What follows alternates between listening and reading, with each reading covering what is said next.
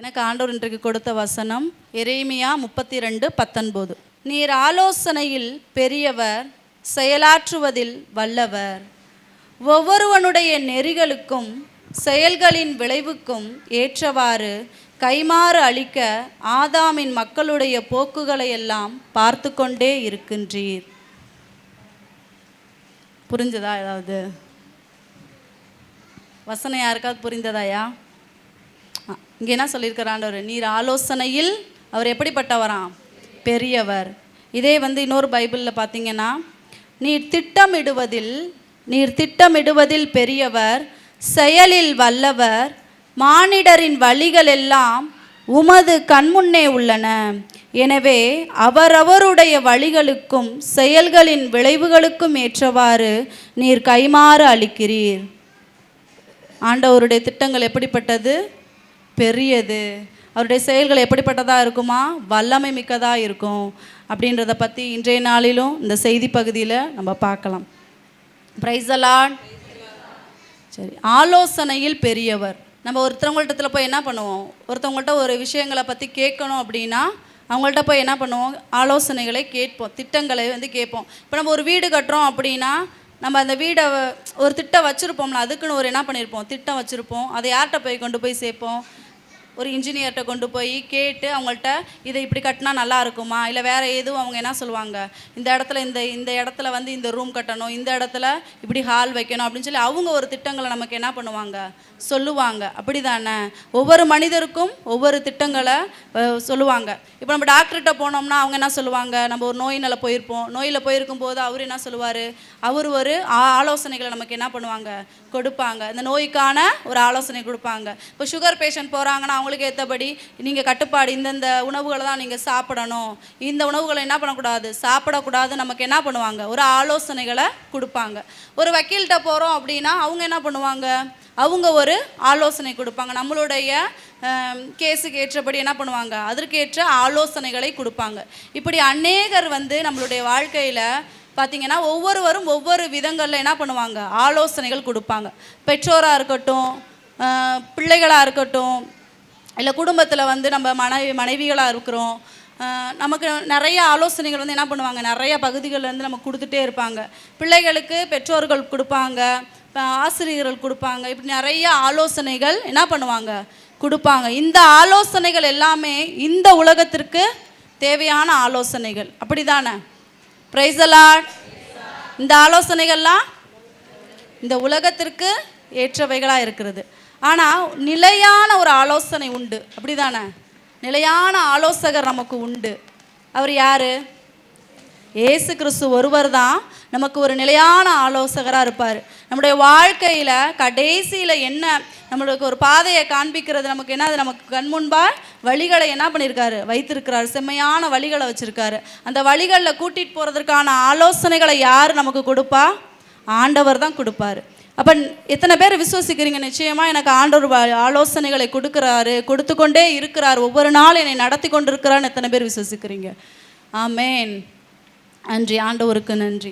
அப்போ நமக்கு ஒவ்வொரு நாளும் அநேக வழிகளில் ஆண்டவர் என்ன பண்ணியிருக்காரு? ஆலோசனைகளை கொடுத்து கொண்டு தான் இருக்கிறார். இப்போ ஆலோசனைகள் பார்த்திங்கன்னா நிறைய மனிதர்களுக்கு ஆலோசனை கண்டிப்பாக தேவை. ஒரு சிலருக்கு அது தேவையில்லை. ஒரு சிலர் அவங்க ஆவிக்குள்ளாக இருக்கும் பொழுது ஆண்டவருடைய பேசி நிறைய விஷயங்களை தெரிஞ்சுக்குவாங்க, ஆலோசனைகள் கேட்டு தெரிஞ்சுக்குவாங்க. ஒரு சில சாதாரண மனிதர்களுக்கு என்ன பண்ண முடியாது? ஆலோசனைகள் யாரும் சொல்லிக் கொடுக்கறதற்கு ஆட்கள் இல்லாமல் இருக்கும். ஆண்டவருடைய வசனம் சொல்லுது, நீதிமொழிகள் 11:14 எடுத்து வாசிங்க. ஆலோசனை இல்லாத இடத்தில் ஜனங்கள் விழுந்து போவார்கள். ஆலோசனை இல்லாத இடத்துல மனிதர்கள் என்ன பண்ணுவாங்களாம்? விழுந்து போயிடுவாங்க. அநேகர் பார்த்திங்கன்னா நிறைய பேர் நம்ம இப்போ ப்ரேயருக்கு வரவங்களே நிறைய பேர் என்ன பண்ணுவாங்க? ஆலோசனைகள் கேட்பாங்க. அப்படி தானே? ஒரு சிலருக்கு ஆலோசனைகள் இல்லாத பொழுது அவங்க என்ன பண்ணுவாங்க? ஒருத்தவங்க கடன் பிரச்சனையில் வராங்க, குழந்தை இல்லாமல் வராங்க, அநேக ஆலோசனைகள் அதற்கான கேட்குறாங்க. அப்போ சொல்யூஷன் அவங்களுக்கு சொல்ல முடியாத பொழுது அவங்க என்ன பண்ணிடுவாங்க? கடவுளை விட்டே போயிடுவாங்க, விழுந்து போயிடுவாங்க. அப்படி தானே? ஆனால் ஆண்டவருடைய வார்த்தைகள் ஒவ்வொன்றும் நமக்கு எப்படி இருக்குன்னா, ரொம்ப கடவுளுடைய வார்த்தைகள், அவருடைய திட்டங்கள், யோசனைகள் ஒவ்வொன்றும் அப்படியே ஆச்சரியமாகவும் அதிசயமானவைகளாகவும் மிக பெரியதாகவும் நமக்கு இருக்குது. இப்போ பார்த்திங்கன்னா ஆலோசனைகள்லேயே 2 விதமான யோசனைகளை பார்க்கலாம். யோசனைகள்லையே 2 விதமான யோசனைகள், இல்லை 3 விதமான யோசனைகள் கூட வச்சுக்குவோம். மனிதருடைய யோசனைகள், கடவுளுடைய யோசனைகள், சுயமான யோசனைகள் 3 வச்சுக்கலாம். மனிதனுடைய யோசனைகள், கடவுளுடைய யோசனைகள். இப்போ மனிதனுடைய சுயமான யோசனைகள் அப்படின்னு பார்த்திங்கன்னா, நிறைய பேர் எதே கடன் பிரச்சனைகளில் வருவாங்க. அவங்களா ஒரு முடிவு பண்ணி என்ன பண்ணுவாங்க, ஆடம்பரமாக இருக்கணும்னு சொல்லிட்டு நிறையா என்ன பண்ணுவாங்க, அவங்களா நிறையா ஜாமானை வாங்கி இந்த ஃப்ரிட்ஜு, வாஷிங் மிஷின்னு இப்படி என்ன பண்ணுவாங்க, தனக்கு தேவையான பொருட்களை ஆடம்பரமாக நான் வாழணும் அப்படின்னு சொல்லிட்டு என்ன பண்ணுவாங்க, வாங்கி தானாக வச்சுட்டு என்ன பண்ணுவாங்க, கடன் பிரச்சனையில் மூழ்கி அவங்களா ஒரு சிந்தனைக்குள்ளே போய் என்ன பண்ணுவாங்க, அந்த கடன் பாரங்களுக்குள்ளே சிக்கிக்கொண்டு தற்கொலையில் போய் கடைசியில் என்ன பண்ணும், அது முடிஞ்சிடும். அவங்களோட யோசனைகள் எப்படிப்பட்டதாக இருக்குது, கடைசியில் பாவத்திற்கு கொண்டு போய் சேர்க்கிறதா இருக்குது. இப்படி ஒரு சிலர் வந்து பார்த்திங்கன்னா, இப்போ வேதத்தில் யாத்திரையாகமம் 32:7 அதிகாரத்தை எடுத்து பார்த்தீங்கன்னா, 32ஆம் அதிகாரம் ஃபுல்லாகவே படித்தோன்னா தெரியும். மோசே ஓரேப் மலைக்கு போய் 40 நாள் ஆண்டவரிடத்தில் உபவாசம் இருந்து ஜெபித்து கொண்டிருக்கும் பொழுது ஜெபித்து கொண்டிருப்பார். அங்கே மக்கள் எல்லாம் என்ன கீழே என்ன பண்ணுவாங்க, மோசே போனவரை இன்னும் காணான்னு சொல்லிட்டு அவங்களுக்குள்ள ஒரு மனதுக்குள்ளே ஒரு பலவீனம் வந்துடுது. அவங்க என்ன பண்ணிடுறாங்க, அவங்களுக்குள்ள ஒரு யோசனைகள் செய்கிறாங்க. என்ன யோசனைகள் செய்கிறாங்க, இன்னும் மோசே வராமல் இருக்காரே, நம்ம என்ன பண்ணலாம், அவர் இறந்துட்டாரா என்னானே நமக்கு தெரியல, எந்த ஒரு இதுவும் நமக்கு தெரியாததுனால நம்ம என்ன பண்ணலாம், நம்மள்கிட்ட இருக்கக்கூடிய பொருட்கள், அதாவது பொன் ஆபரணங்கள், நகைகளை வச்சு என்ன பண்ணுறாங்க, அடுத்து ஆரோனிடத்தில் ஆலோசனை சொல்லிட்டு என்ன பண்ணுறாங்க, ஒரு மனிதனிடத்தில் போய் அந்த ஆலோசனையை சொல்லி என்ன பண்ணுறாங்க, ஒரு கன்றுக்குட்டி, பொன் கன்றுக்குட்டியை செய்கிறாங்க. அந்த பொன் கன்றுக்குட்டியை செய்ததுனால கடைசியில் அவங்களுக்கு என்ன நடந்துச்சு, அழிவு தான் நடந்துச்சு. அங்கே இருக்க அநேகரை என்ன பண்ணுறார், ஆண்டவர் அழிச்சு போட்டார். அப்படி தானே? அப்போ நம்மளும் அப்படிப்பட்டவங்களாம் நம்ம என்ன பண்ணக்கூடாது, இருக்கக்கூடாது. நம்மளுடைய வாழ்க்கையில் நிறைய விஷயங்களை யார்கிட்ட கேட்கணும், ஆலோசனைகளை ஆண்டவரிடத்தில் கேட்கணும். அப்படி இல்லைன்னா நம்ம எப்படி போயிடுவோம், வழி தவறி பாதை மாறி எங்கே போய் விழுந்துருவோம், பாவத்தில் போய் விழுகிறவங்களாக இருப்போம். இதே நிறைய பேர் பார்த்திங்கன்னா, குழந்தை இல்லாதவங்க நிறைய பேர் என்ன பண்ணுவாங்க, ஒரு சிலருடைய ஆலோசனைகளை கேட்டு நம்ம அந்த டாக்டர்கிட்ட போவோம், இந்த டாக்டர்கிட்ட போவோன்னு போய் என்ன பண்ணுவாங்க, நிறையா மெடிசன் எடுத்துக்குவாங்க. ஆனால் அதற்கான பலன் அவங்களுக்கு என்ன பண்ணாது, கிடைக்காது. அதே போல் ஒரு தொழில் ரீதியாக எடுத்துக்கிட்டோம்னா, தொழிலில் நம்ம முன்னேறணும் அப்படின்னு சொல்லிட்டு என்ன பண்ணுவாங்க, போய் ஜாதகம் பார்த்துட்டு ஜோசியம் பார்த்துட்டு இந்த மந்திரிச்சிட்டு என்ன பண்ணுவாங்க, நிறைய பேர் இந்த கயிறுகளையும் தாயத்துக்களையும் நம்பிக்கை வைத்து அதை என்ன பண்ணுவாங்க, அவங்க தொழில் செய்கிற இடங்கள் அதை வச்சுக்குவாங்க. எலும்புச்சம்பளங்களை வாங்கிட்டு என்ன பண்ணுவாங்க, அந்த எலும்புச்சம்பங்களை அவங்க கடைகளில் வச்சு அந்த தொழில் பண்ணுவாங்க. அது அப்படிப்பட்ட ஆலோசனைகள் அவங்களுக்கு கடைசியில் எதை தரும், நோயை தான் கொடுக்கும். நோயையும் பாவத்தையும் சாபத்தையும் கொடுக்கும். எதை கொடுக்கும், நோயையும் பாவத்தையும் சாபத்தையும் தான் கொடுக்கும். ஆனால் கடவுளுடைய ஆலோசனைகள் அப்படிப்பட்டவை அல்ல. அது எப்படிப்பட்டவைகளாக இருக்கும், அதிசயமாக இருக்கும், நம்ம நினச்சதற்கு மேலானதாக இருக்கும். ஆண்டவருடைய ஆலோசனைகள், மனிதனுடைய ஆலோசனைகள் எப்படிப்பட்டதாக இருக்கும், பாவத்திற்கு நம்மளை உளைச்சலாக இருக்கும். 1 சாமுவேல் 28:11 அது ஃபுல்லாக நீங்கள் படிச்சிங்கன்னா உங்களுக்கு தெரியும். சவுல் யார்கிட்ட போவார் அப்படின்னா, தான் தோற்று போகிறோம் அப்படின்னு, போரில் போய் தோற்று போகிறோம், நம்ம பலவீனம் ஆகிட்டோம் அப்படின்னு சொல்லிட்டு அவர் என்ன பண்ணுறாரு, யார் இடத்துல போய் ஆலோசனை கேட்க போகிறாரு. சவுல் தான் என்ன பண்ணுவார், அந்த நாட்டிலேயே குறி சொல்லக்கூடிய பெண்களையே இல்லாமல், குறிக்காரவங்களே இல்லாமல் என்ன பண்ணிடுவார், ஆக்கிடுவார். ஆனால் என்ன பண்ணுவார், அவரே ஒரு கடைசி நேரத்தில் தவறி என்ன பண்ணிடுவார், குறி கேட்கிற பெண்ணிடத்தில் போய் என்ன பண்ண போவார், குறி கேட்க போவார். குறி கேட்டு நான் ஜெயிப்பேனா நான் மாட்டேனான்னு சொல்லிட்டு என்ன பண்ணுவார், குறி கேட்கறதுக்காக ஒரு குறிகாரி இடத்துல போய் என்ன பண்ணுவார், குறி கேட்க போவார். யார்கிட்ட எழுப்பி, சாமுவேலை எழுப்பி குறி கேட்கறதுக்காக தீர்க்கதரிசி சாமுவேலை போய் எழுப்பி என்ன பண்ணுவார், நான் எனக்கு இந்த பிரச்சனை, இந்த இதில் பிலிஸ்தீர் இடத்துலேருந்து நான் ஜெயிப்பேனா இல்லை தோற்று போயிடுவேனா, என்னால் இது முடியாதா அப்படின்ற ஆலோசனைகளை கேட்கறதுக்கு யார் இடத்துல போகிறாரு, ஒரு குறி கேட்கிற பெண்ணிடத்தில் போவார். அப்போ என்ன ஆயிரும் கடைசியில் அப்படின்னா, அவர் அந்த இடத்துல அவரே என்ன பண்ணிடுவார், ஒரு அந்த பிலிஸ்தீனால் குத்தப்பட்டு அவரை என்ன பண்ணிடுவார், ஒரு விருத்த சேதனம் இல்லாதவனிடத்துல நான் போய் சாகிறதான்னு சொல்லிட்டு அவரை என்ன பண்ணுவார், தன்னுடைய கூட இருக்கக்கூடியவனிடத்துலேயே சொல்லி என்ன பண்ணிடுவார், அவரே தன்னை மாய்த்து கொள்வார். அப்படி தானே? அப்போ நம்மளே என்ன பண்ணிடுறோம், பாவத்தில் நம்மளுடைய யோசனைகள், நம்மளுடைய சிந்தனைகள், நம்மளுடைய திட்டங்கள் எல்லாமே எப்படிப்பட்டதாக இருக்கிறது, பாவத்திற்கு கொண்டு செல்றதா இருக்கிறது. அது நம்மளை என்ன கொண்டு போகும்? நரகத்திற்கு தான் கொண்டு போகும். அதான் கடவுளுடைய மனிதனுடைய யோசனைகள் எதற்கு கொண்டு போகுமா? மரணத்திற்கு கூட்டி செல்றதா இருக்குது. ஆனால் கடவுளுடைய யோசனைகள் பார்த்திங்கன்னா எப்படிப்பட்டதாக இருக்கும் அப்படின்னா, நம்மளை பரலோகத்திற்கு கொண்டு செல்றதா இருக்குது. பரலோகத்திற்கு கொண்டு செல்றதா இருக்குது. அதே பாருங்கள், 1 அரசர் 3ஆம் அதிகாரம் 28ஆம் வசனம். அரசர் அளித்த இத்தீர்ப்பை இஸ்ராயலர் எல்லாரும் கேள்விப்பட்டு நீதி வழங்கத்தக்க ஞானத்தை கடவுள் அரசருக்கு அளித்திருக்கிறார் என்று கண்டு அவருக்கு அஞ்சி நடந்தனர். இது என்ன அப்படின்னா, இந்த 3ஆம் அதிகாரம் 1 அரசர் 3ஆம் அதிகாரத்தில் பார்த்தீங்கன்னா, சாலமோன் அரசனானதுக்கு அப்புறமா ஒரு 2 பெண்மணிகள் வருவாங்க. அவங்க 2 பேரும் விலை மாதர். அவங்க 2 பேருமே என்னன்னா ஒரே வீட்டில் ஒரே பெட்டில் படுத்துருக்குறாங்க. ஒரு பெண்ணுக்கு முதல் நாள் ஒரு நாள் குழந்தை பிறந்து அவங்க இருக்கிறாங்க. அடுத்து 3 நாள் கழித்து இன்னொரு பெண்மணிக்கு இன்னொரு குழந்தை பிறக்குது. அப்போ 2 பேருமே அதே ஒரே அறையில் இருக்கிறாங்க. இரவு நேரத்தில் படுத்திருக்கும் பொழுது ஒரு பெண் படுக்கிறதுல பிள்ளை மேலே படுத்ததுனால என்ன ஆயிடுது? அந்த குழந்தை இறந்து போயிடுது. ஒரு குழந்தை இறந்து போயிடுது. அதை என்ன பண்ணுறா? அந்த இறந்த குழந்தையுடைய தாய் உயிரோடு இருக்க குழந்தையை மாற்றி வைத்து அவங்க என்ன பண்ணுறாங்க? இது என்னுடைய குழந்தை. அது ஆனால் அந்த உண்மையான தாய்க்கு தெரிஞ்சிருது இது என்னுடைய குழந்தை இல்லை, இது அவங்களுடைய குழந்தை அப்படின்னு சொல்லிட்டு. அப்போ என்ன பண்ணுறாங்க? இதை அங்கே யார்கிட்ட கொண்டு போகிறாங்க அப்படின்னா, சாலமோன் அரசர்கிட்ட கொண்டு போகிறாங்க. அப்போ சாலமோன் அரசர் இதுக்கு என்ன செய்யலான்னு சொல்லிட்டு என்ன பண்ணுறாரு? யோசித்து ஆண்டவரிடத்தில் ஆலோசனைகள் என்ன பண்ணுறாரு? ஆண்டவரிடத்தில் ஆலோசனை கேட்குறாரு. அவருக்கு யார் அந்த ஆலோசனைகளை கொடுத்தது? ஞானத்தை கொடுத்தது ஆண்டவர் தான் கொடுத்தாரு. அப்படி தானே?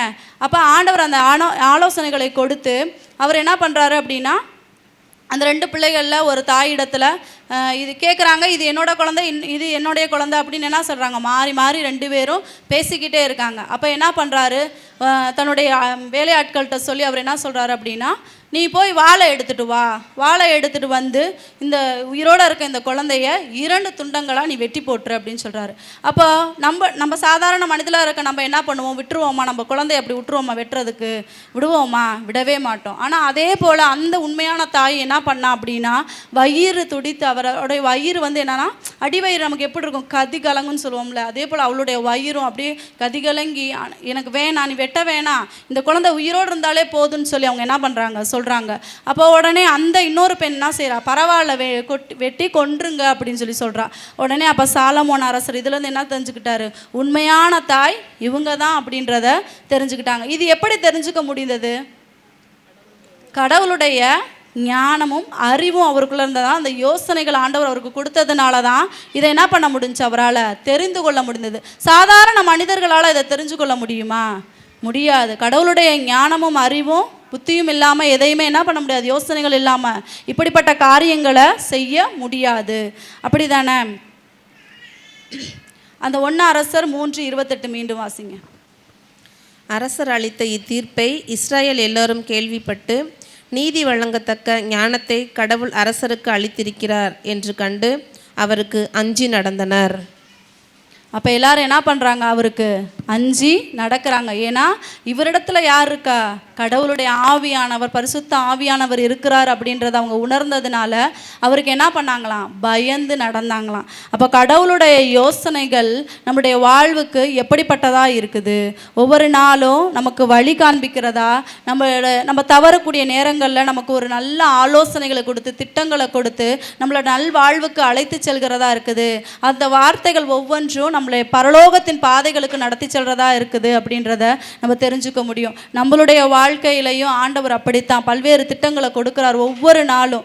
நம்ம யோசிச்சு பார்ப்போமே, இந்த ஊழியத்திற்கு எவ்வளவோ வருடங்கள் ஆகுது.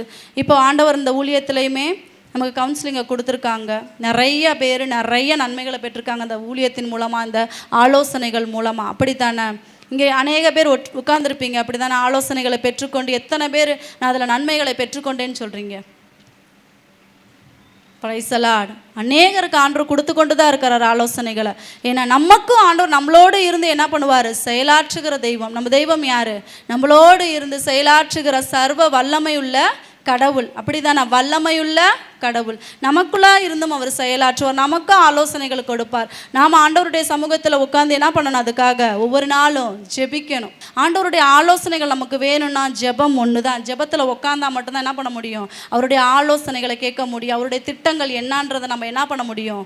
அறிந்து கொள்ள முடியும். சரிங்களா? ஒவ்வொருவருக்கும் ஆண்டவர் என்ன பண்ணியிருக்காரு? ஊழியத்தின் பாதையில் ஊழியர்களாக தேர்ந்தெடுத்திருக்கிறாரு. அவங்களுக்குன்னு ஒரு திட்டத்தை வச்சுருப்பாரு. இப்போ வேலைக்கு போகிறாங்கன்னா ஒரு ஆசிரியருக்கான ஒரு திட்டத்தை வச்சுருப்பாரு. இப்போ நீங்கள் வந்து இந்த வேலையை தான் செய்யணும்னு ஆண்டவர் என்ன பண்ணியிருப்பாரு? இந்த வேலைக்கு தான் நீங்கள் போகணும், இந்த காரியத்தை தான் செய்யணும், இதை செய்யக்கூடாதுன்னு ஆண்டவர் என்ன பண்ணியிருப்பாரு? திட்டங்களை நமக்கு வச்சுருக்கிறாரு. அந்த திட்டத்தின்படி தான் நம்ம என்ன பண்ணணும்? செயல்படுறவங்களா இருக்கணும். அப்போ ஒவ்வொரு நாளும் நம்ம எப்படிப்பட்டவங்களா இருக்கணும்? ஆண்டவருடைய வார்த்தைகளை கேட்டு அவருடைய ஆலோசனைகளை கேட்கிறவங்களா, அதன்படி நடக்கிறவங்களா நம்ம இருக்கணும். ஆண்டவருடைய இந்த இடத்துலையுமே அநேக ஊழியர்கள் வந்து என்ன பண்ணுறாங்க? ஆலோசனைகள் மற்ற எல்லாருக்குமே என்ன பண்ணுறாங்க? கொடுத்துக்கிட்டு தான் இருக்காங்க. மாதாந்திர ஜெபமாக இருக்கட்டும், இல்லை தனிப்பட்ட ஃபோன் ஊழியங்களாக இருக்கட்டும், பிரதர்ஸும் சரி சிஸ்டர்ஸும் சரி என்ன பண்ணுறாங்க? உங்களுக்கு நிறைய ஆலோசனைகள் கொடுக்குறாங்க. அதனால் நிறைய பேர் என்ன பண்ணுங்க, உங்களுக்கு தெரியலை, எனக்கு ஆண்டவர் என்ன சொல்கிறாரு, எனக்கு என்ன திட்டங்கள் வைத்திருக்கிறாரு, எனக்கு அது தெரியலை அப்படின்னு நினச்சிங்கன்னா, நிச்சயமாக ஆண்டவருடைய சமூகத்தில் உட்காந்து ஆண்டவர் அவங்க மூலமாக யார் பேசுவா? அவங்க மூலமாக ஆண்டவர் தான் பேசுவார். நீங்கள் அவங்க சாதாரண மனிதர்கள் கிடையாது. அவங்களும் ஆண்டவரால் தேர்ந்தெடுக்கப்பட்டவங்க. அவங்களுக்குள்ளே இருந்து யார் செயலாற்றுவா? ஆண்டவர். இவங்கள்ட்ட போனால் தான் எனக்கு, இவங்க சொன்னால் தான் நான் எனக்கு வந்து ஆண்டவர் பேசுவார், இவங்க சொன்னால் தான் இவங்கள்ட்ட தான் ஆண்டவர் பேசுவார். அப்படியெல்லாம் கிடையாது. ஆண்டவரால் அபிஷேகம் பண்ணப்பட்ட ஒவ்வொருவருக்குள்ளாகவும் யார் இருந்து பேசுவா? பரிசுத்த ஆவியானவர் இருந்து பேசுவார். பேசக்கூடிய வார்த்தைகள் ஒன்றும் எதிலிருந்து பேசுவாங்க? வேதத்திலிருந்து பேசுவாங்க. அதை முதல்ல நம்ம தெரிஞ்சுக்கணும். எதிலிருந்து பேசுகிறாங்க? அவங்க சுயமாக பேசுகிறாங்களா, இல்லை அவங்களுக்குள்ளே இருந்து பேசுகிறாங்களா, இல்லை கடவுளுடைய வார்த்தைகளை கொண்டு பேசுகிறாங்களான்னு முதல்ல நம்ம என்ன பண்ணணும்? தெரிந்து கொள்ளணும். அதுக்கு என்ன பண்ணணும்? ஆண்டவருடைய வார்த்தைகளை நம்ம முதல்ல என்ன பண்ணணும்? தெரிந்து வைத்திருக்கணும்.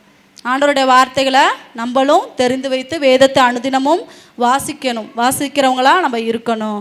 அப்போ தான் அவங்க சொல்கிறக்கூடிய காரியங்கள் பைபிளில் இருக்கா, அப்போ நம்ம என்ன பண்ண முடியும்? ஆராய்ந்து பார்த்து அதன்படியாக நம்மளும் என்ன பண்ண முடியும்? செயல்பட முடியும். நிச்சயமாக அவங்கள்ட்ட இருந்து ஆண்டவர் பேசுகிறான்றதை நம்ம என்ன பண்ண முடியும்? உணர முடியும். கடவுளுடைய ஆலோசனைகள் எப்படிப்பட்டது அப்படின்னு நம்ம பார்ப்போம். கடவுளுடைய ஆலோசனைகள் எப்படிப்பட்டது? அவர் எப்படிப்பட்டவர்? ஆலோசனையில் பெரியவர், அப்படி தானே? இப்போ ஆலோசனை கர்த்தர், சங்கீதம் 32:8. ஆலோசனையில் கர்த்தர் எப்படிப்பட்டவராக இருக்கிறார்? ஒவ்வொரு விதங்களையும் நமக்கு ஆலோசனை கொடுப்பார் ஆண்டவர். நான் உனக்கு போதித்து நீ நடக்க வேண்டிய வழியை உனக்கு காட்டுவேன், உன்மேல் என் கண் வைத்து உனக்கு ஆலோசனை சொல்லுவேன். நான் உனக்கு போதித்து நீ நடக்க வேண்டிய வழிகளெல்லாம் என்ன பண்ணுவார் ஆண்டவர்? காண்பிப்பேன் அப்படின்னு சொல்கிறாரு. ஆலோசனைகள்லாம் கொடுத்து உன்னைய நான் எந்த வழிகளில் நடத்தணுமோ அப்படிப்பட்ட வழிகளில் நடத்துவேன் அப்படின்னு என்று ஆண்டவர் சொல்கிறாரு. இப்போ தாவீது வந்து பார்த்திங்கன்னா சவுல் இறந்ததுக்கு அப்புறமா, மரித்ததுக்கு அப்புறமா, ஏன்னா அவர் ஆண்டவர் அப்பயே அபிஷேகம் பண்ணிட்டாரு, ஆனாலும் அவரால் என்ன பண்ண முடியல? அரச பதவியில் அமர முடியாத சூழ்நிலை. எல்லா பக்கமும் சவுலால் நெருக்கப்பட்டு என்ன பண்ணுறாரு? ஓடி ஓடி எல்லா இடத்துலையும் ஓடி ஓடி ஒளிகிறாரு. ஆனால் அவரால் என்ன பண்ண முடியல? ஒரு நிலையான ஒரு இடத்துல, ஒரு அரியணையில் அவரால் என்ன பண்ண முடியல? அமர முடியல. அப்போ ஒரு கால சூழ்நிலைகள் வரும் பொழுது அவர் மரித்து போகிறாரு சவுல்.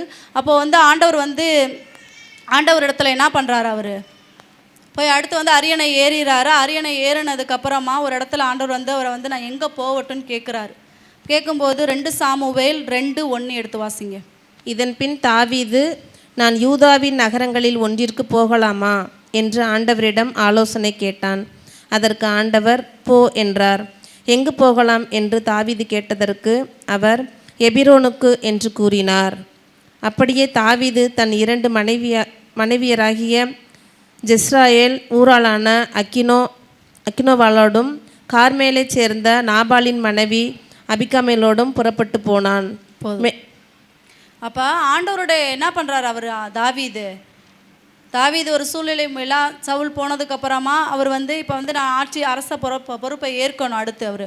அப்போ அதுக்கு என்ன கேட்குறாரு? அடுத்து ஆண்டவர்கிட்ட ஆலோசனை கேட்குறாரு. நான் என்ன பண்ணணும் அடுத்து? அவருக்கு சவுல் இறந்த துக்கம் ஒன்று, இன்னொரு பக்கம் நான் எந்த பக்கம் போகட்டும்னு என்ன பண்ணுறாரு? நான் எந்த வழிகளில் நான் போகணும், எங்கே போகணும், நான் எங்கே போய் இருக்கணும், இந்த இடத்துல இருந்தால் நான் போய் நல்லா இருப்பேனா இருக்க மாட்டேனான்றதை யார்கிட்ட கேட்குறாரு? ஆண்டவரிடத்துல கேட்குறாரு. அப்போ ஆண்டவரிடத்துல கேட்கும்போது ஆண்டவர் என்ன சொல்கிறாரு? எந்த இடத்துக்கு போக சொல்கிறாரு? எபிரோனுக்கு. ஆண்டவர் எங்கே போக சொல்கிறாரு? எபிரோன் என்ற இடத்துக்கு சொல்கிறாரு. அப்போது ஒவ்வொரு முறையும் என்ன பண்ணுவார் அப்படின்னா, ஆண்டவர்கிட்ட தாவீது ஒவ்வொரு முறையுமே போய் என்ன பண்ணுவாராம், தான் ஜெயிச்சதுக்கு அப்புறமா நான் அடுத்த காரியம் என்ன பண்ணேன் அப்படின்னு என்ன பண்ணுவாராம் கேட்பாராம். 30வது வயதில் தாவீது வந்து அரச பதவி ஏற்றதுக்கு அப்புறமா என்ன பண்ணுவாராம், அடுத்து வந்து தாவீது வந்து இந்த பெலிஸ்தியர்கள்னால பிலிஸ்தியர்கள் வந்து தாவீதுக்கு எதிராக எழுமினதுக்கப்புறம் ரெபாயும் பள்ளத்தாக்கில் போய் என்ன பண்ணிடுவாங்க, எல்லாரும் ஃபுல்லாக சூழ்ந்து நிற்பாங்க. அப்போ வந்து அந்த இடத்துல இருந்து அப்போது என்ன தாவீது கேட்பார் அப்படின்னா, அங்கே போய் ஆண்டவர்கிட்ட தான் ஆலோசனை கேட்பார். தன்னுடைய சுயத்தின்படியே கேட்க மாட்டார். ஏற்கனவே ஜெயிச்சிருக்காரு, பல முறைகள் ஜெயிச்சிருக்காரு தாவீது போரில்.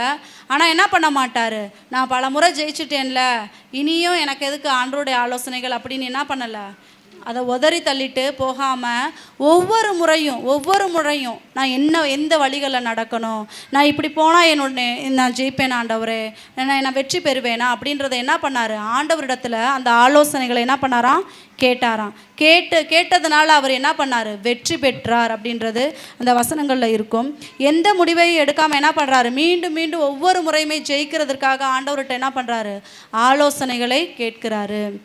அப்போ நம்மளுடைய வாழ்க்கையில் ஒரு சில காரியங்கள் நடக்கணும் அப்படின்னா நம்மளும் என்ன பண்ணணும், கர்த்தரிடத்தில் ஆலோசனை கேட்கணும். அப்போ அவரும் என்ன பண்ணுவார், நமக்கு ஆலோசனை சொல்லுகிறவர். கர்த்தர் வந்து யார், ஆண்டவர் வந்து நமக்கு ஆலோசனை சொல்லுகிறவர்.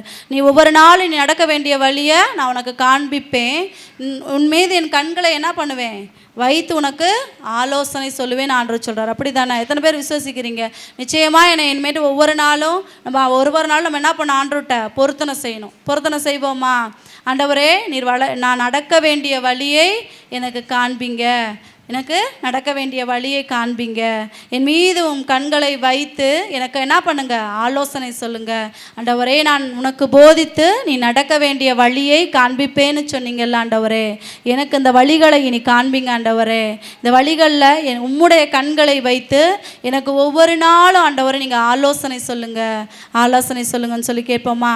சரி, அடுத்த காரியம் வந்து இரண்டாவது, ஆலோசனைகளை அவர் எப்படிப்பட்டவர்னா நிறைவேற்றுகிறதில் வல்லவர். ஆலோசனைகளை நிறைவேற்றுகிறவர்.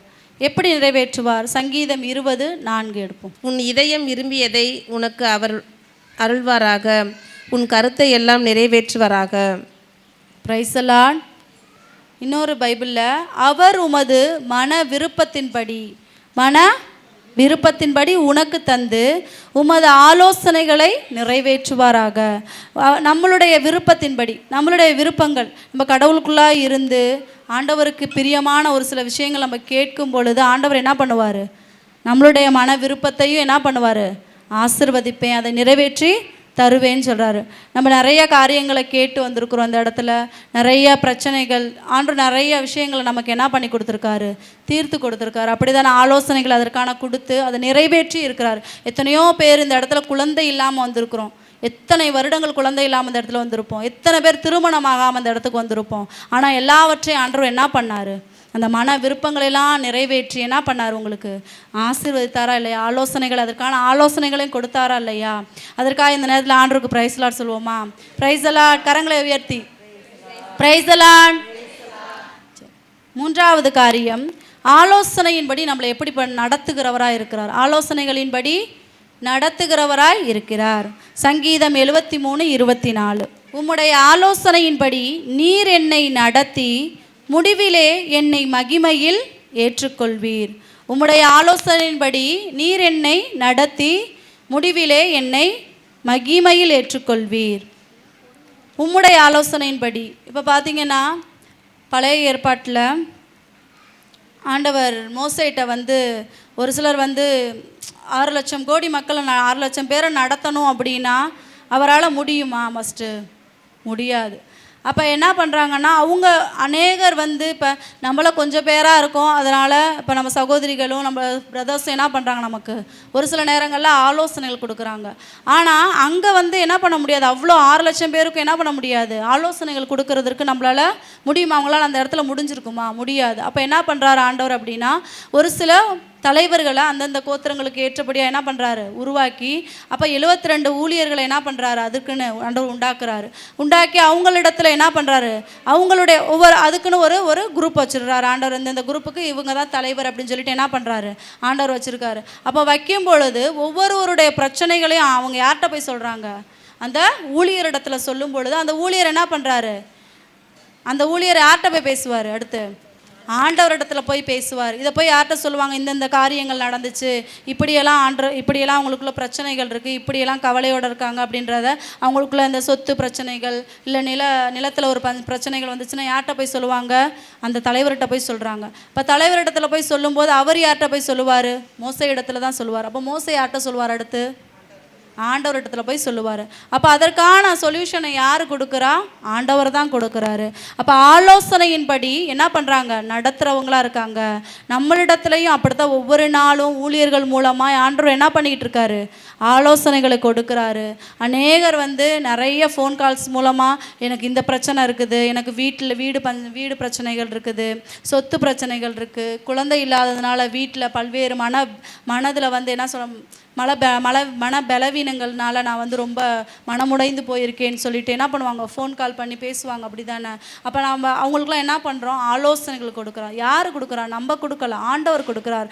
ஆண்டவருடைய வார்த்தை உங்களுக்கு என்ன பண்ணுது, பலப்படுத்தி அவங்கள திடப்படுத்தி ஒவ்வொரு நாளும் என்ன பண்ணுது, நடத்தி கொண்டு இருக்கிறது. Praise the Lord.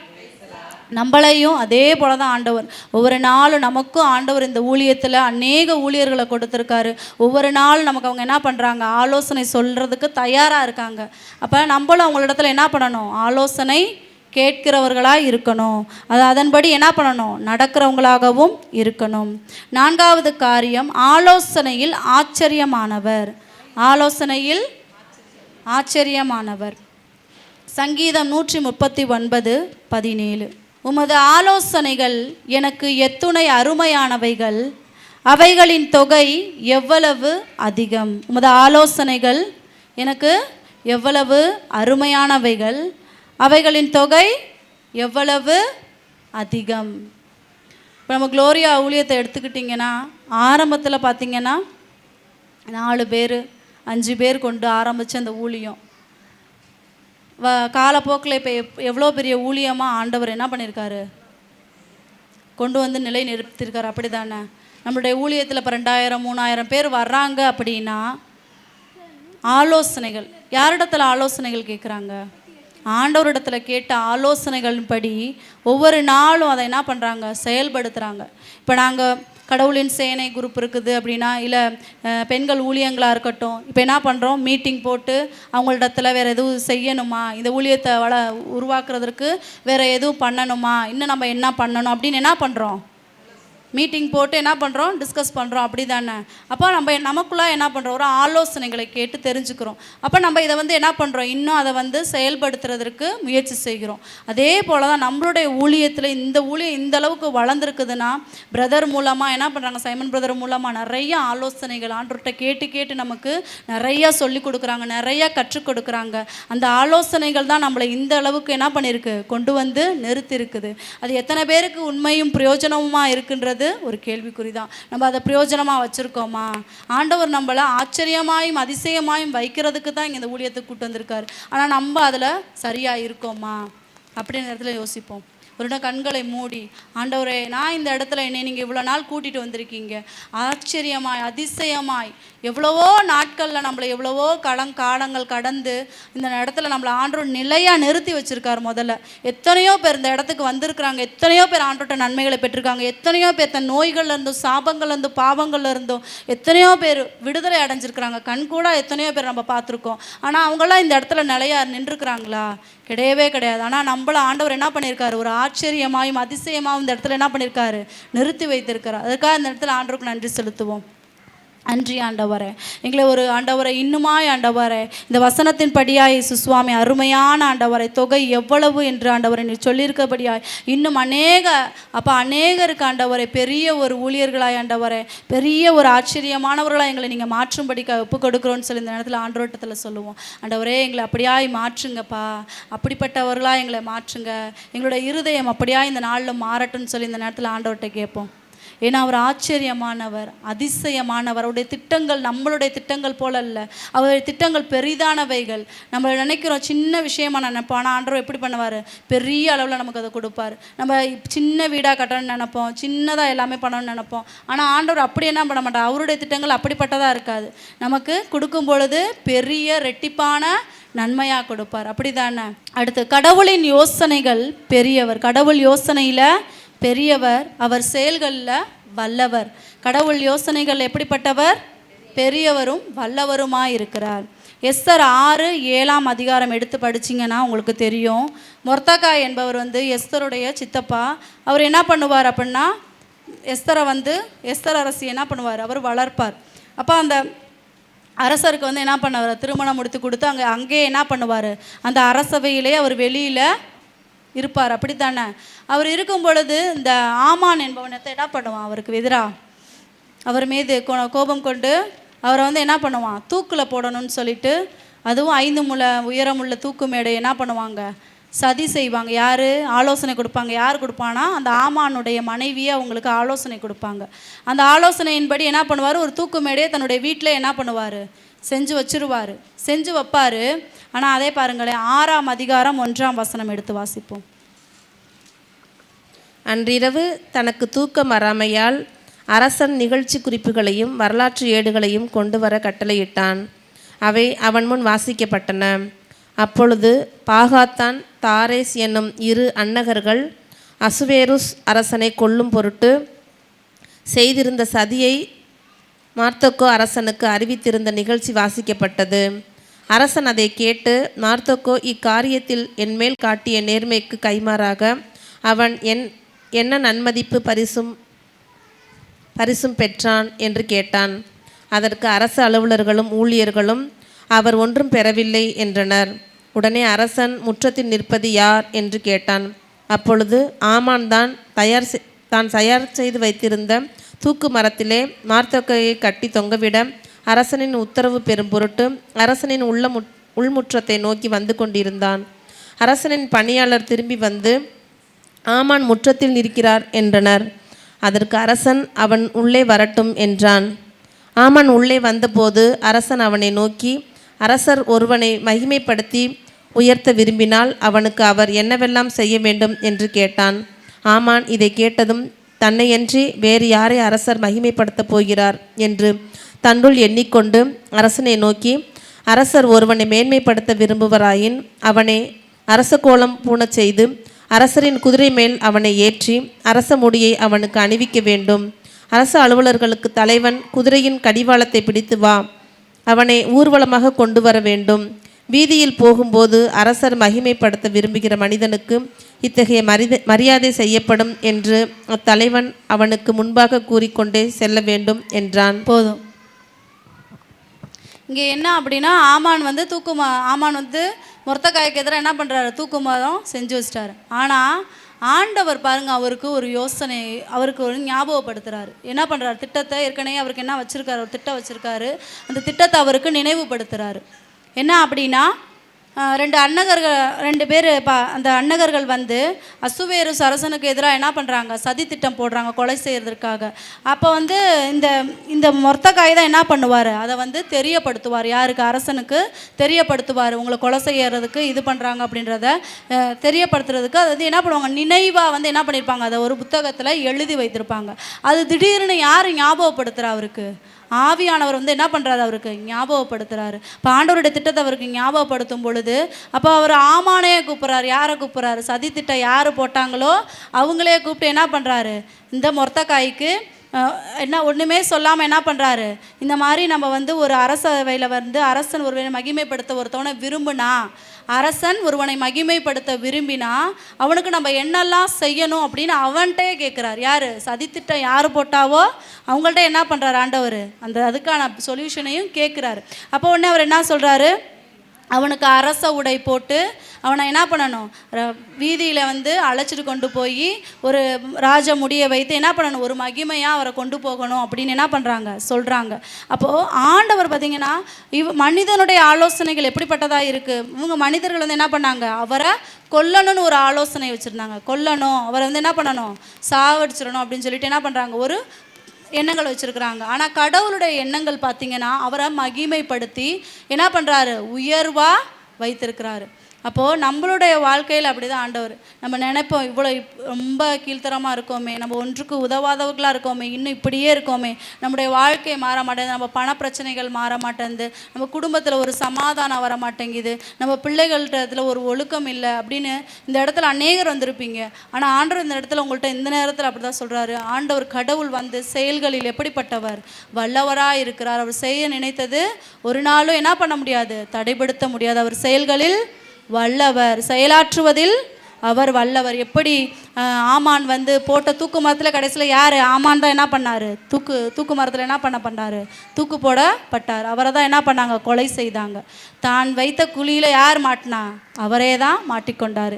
ஆனால் கடவுள் வைத்த திட்டத்தில் ஒரு நாளும் என்ன பண்ண முடியாது, நம்ம தப்பிக்கவும் முடியாது. ஆண்டவர் வச்ச திட்டம் நடந்தே தீரும். நம்ம எங்கே தான் ஓடினாலும் என்ன பண்ண முடியாது, ஆண்டவரோட இங்கே அடிக்கடி சொல்லுவார், இந்த குளோரியாவுக்கு வந்தவங்கள என்ன பண்ண முடியாது, எங்கிட்டு போனாலும் திருப்பியும் என்ன சொல்லுவார், எங்கே போனாலும் நீங்கள் என்ன பண்ண முடியாது, திரும்பி இங்கே தான் வந்தே ஆகணும், எங்கேயுமே போக முடியாது, நீங்கள் எங்கே போனாலும் திரும்பி இங்கே தான் வரணும்னு சொல்லியிருக்கார் ஆண்டவர்.